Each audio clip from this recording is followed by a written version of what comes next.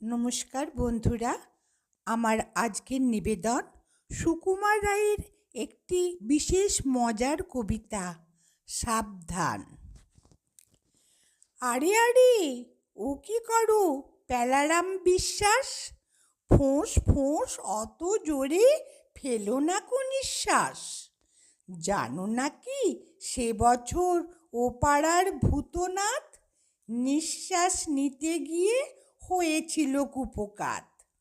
হাঁপ ছেড়ে হাঁসফাঁস ওরকম হাঁ করে মুখে যদি ঢুকে বসে পোকা মাছি মাকড়ে।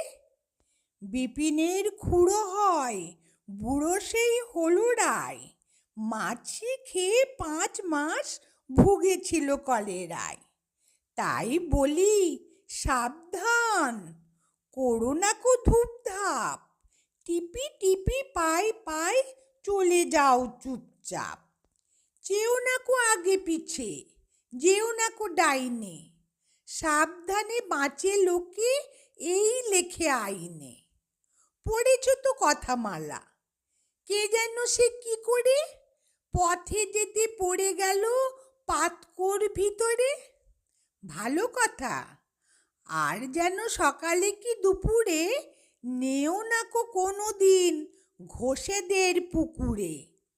এরকম মোটা দেহে কি যে হবে কোন দিন, কথাটাকে ভেবে দেখো কি রকম সঙ্গীন। চট কেন হয় নয় কেবা জানে স্পষ্ট, যদি কিছু হয়ে পড়ে পাবে শেষে কষ্ট।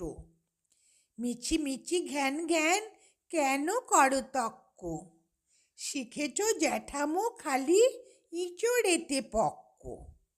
মানবে না কোনো কথা চলা ফেরা আহারে, একদিন টের পাবে ঠেলা কয় কাহারে। রমেশের মেজো মামা সেও ছিল শেয়ানা, যত বলি ভালো কথা কানে কিছু নেয় না।